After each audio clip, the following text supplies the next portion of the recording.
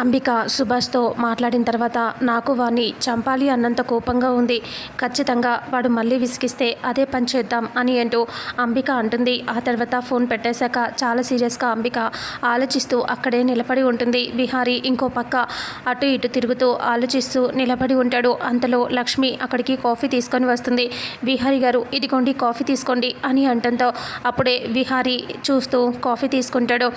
ఇలా లక్ష్మితో బాధగా అలా సైలెంట్గా చూస్తూ ఉంటే ఏమైంది విహారీ గారు అలా డల్గా ఉన్నారు అని అంటే ఏమీ లేదు లక్ష్మి అని అంటూ సైలెంట్గా ఉండిపోతాడు. ఇక అప్పుడే తన ఫ్రెండ్ పోలీస్ ఆఫీసర్ వస్తుంది.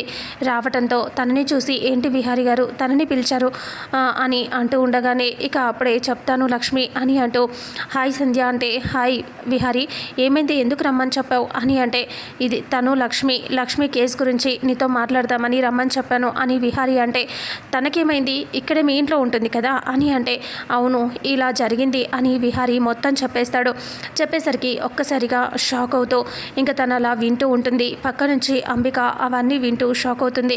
అంబిక అనుకుంటుంది ఇదేంటి విహారీ కేసుని మళ్ళీ ఓపెన్ చేపిస్తున్నావా, అందరూ మర్చిపోయారు అనుకుంటే మళ్ళీ నువ్వు స్టార్ట్ చేపిస్తున్నావా అని తిట్టుకుంటూ ఉంటుంది.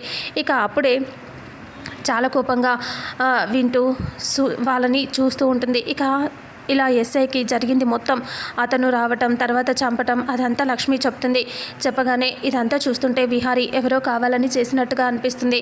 కాబట్టి వాళ్ళని అంత ఈజీగా వదిలిపెట్టకూడదు అని అంటే మరి ఏం చేద్దాం అని అంటే ఏం చేయాలో నేను చూస్తాను, ఈ కేసుకి సంబంధించి ఎవరిని వదిలిపెట్టను అని అంటూ తను చెప్తుంది. థ్యాంక్ యూ సో మచ్, తన గురించి కొంచెం జాగ్రత్తగా ఆలోచించు చాలా ఇంపార్టెంట్ అని అంటే సరే విహారీ నేను చూసుకుంటాను అనేసి తను వెళ్ళిపోతుంది.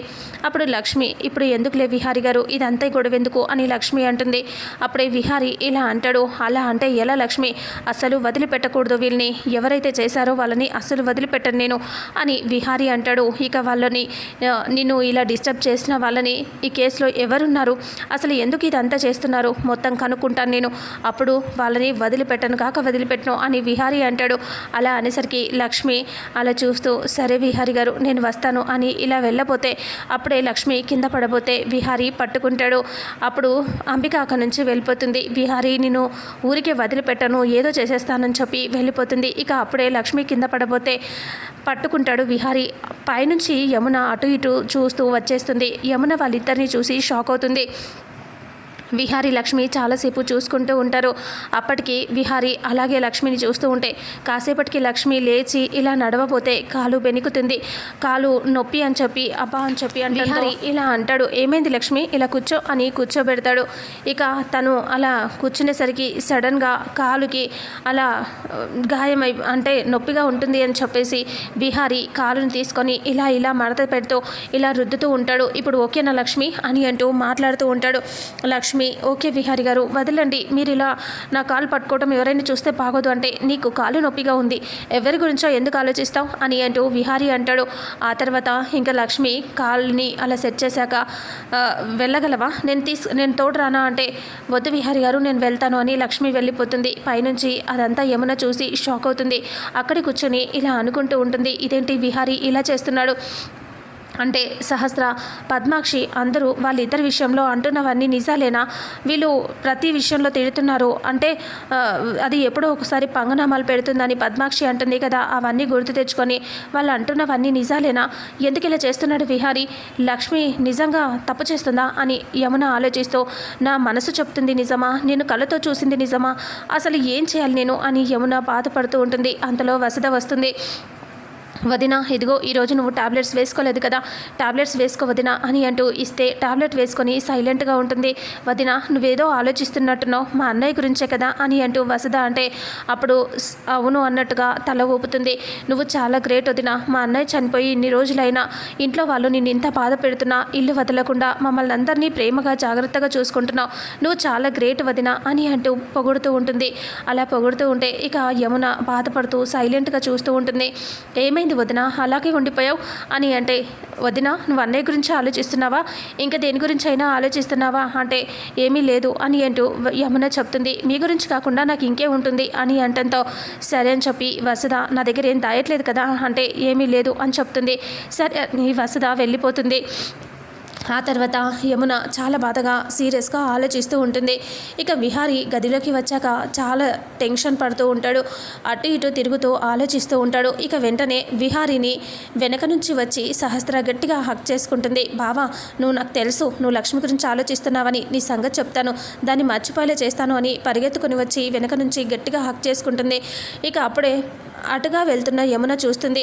ఒక్కసారిగా విహారీ గట్టిగా లాగేసి ఇలా అంటాడు, ఏంటి సహస్ర, ఏం చేస్తున్నావు నువ్వు అని అరవటంతో, నేనేం చేశాను బావా, నేను హక్ చేసుకున్నాను తప్ప అని అంటూ సహస్ర అంటుంది. తప్పే, నేనున్న పరిస్థితి ఏంటి, నువ్వు చేస్తుంది ఏంటి అని గట్టిగా అరుస్తాడు. యమున అక్కడి నుంచి విహారీ చాలా సీరియస్గా తిట్టేస్తాడు సహస్రని. నేను నీ భార్యని, అంటే నేను నిన్ను పెళ్లి చేసుకోలేను అనబోయి మళ్ళీ ఆగిపోతాడు. ఇప్పుడు గొడవ ఎందుకు అనేసి ఇక సహస్ర చాలా సీరియస్గా వాళ్ళిద్దరూ గొడవ పడతారు. ఆ తర్వాత లక్ష్మి తన గదిలో ఉంటుంది. లక్ష్మి దగ్గరికి చారుకేశవ వస్తాడు. ఇక ఇటు పక్కనేమో యమున అక్కడ వెళ్ళి బాధపడుతూ సహస్రతో ఇలా ఉంటున్నాడు, లక్ష్మితో అంత ప్రేమగా ఉంటున్నాడని ఆలోచిస్తూ అక్కడ వెళ్ళి కూర్చొని ఉంటుంది. ఇక అప్పుడే లక్ష్మి గదిలోకి చారుకేశవ వెళ్తాడు. వెళ్ళి, అమ్మ ఇదిగో ఈ ల్యాప్టాప్ చూడు, నీకు మెయిల్ వస్తుంది అని అంటూ మాట్లాడతాడు. అది మాట్లాడాక సరేనండి, అంటే అలా ఎందుకు పిలుస్తున్నావమ్మా, నన్ను బాబాయ్ అని పిలు అని అంటే, సరే బాబాయ్ అని అంటూ లక్ష్మి అంటుంది. సడన్గా సహస్ర అటుగా వెళ్తూ చూస్తూ ఉంటుంది వాళ్ళిద్దరిని అలా మాట్లాడుకుంటూ ఉండటం. అసలు పెన్ డ్రైవ్ ఎవరు తీశారనుకుంటున్నావమ్మా నువ్వు, పెన్ డ్రైవ్ ఎవరు తీస్తారు బాబాయ్, అలా ఎవరు చేరు అని అంటే, నాకైతే అంబిక సహస్ర మీదే అనుమానంగా ఉంది అని చారుకేశవ చెప్పగానే సహస్ర కోపంగా చూస్తూ ఉంటుంది. వాళ్ళిద్దరూ ఎందుకు అలా చేస్తారు బాబాయ్, అలా చేరు అని అంటే, లేదమ్మా వాళ్ళిద్దరికీ నీ మీద పగ కోపం ఉంటుంది, అందుకే వాళ్ళే చేస్తుంటారని అనుమానం వస్తుంది నాకు అని అంటే, నాకైతే అలా అనిపించట్లేదు అని లక్ష్మి, ఇలా వాళ్ళ ఇంట్లో వాళ్ళే కదా, ఎందుకు అలా తప్పుగా చేస్తారు, ఇంట్లో వాళ్ళు కదా అలా చేయరు, ఎందుకంటే కంపెనీ వాళ్ళకి సంబంధించింది కాబట్టి వాళ్ళు చేయరనే నేను అనుకుంటున్నాను అని అంటూ చెప్తుంది. ఇక ఆ రకంగా వాళ్ళు మాట్లాడుకుంటూ ఉంటారు. మెయిల్ వస్తుంది.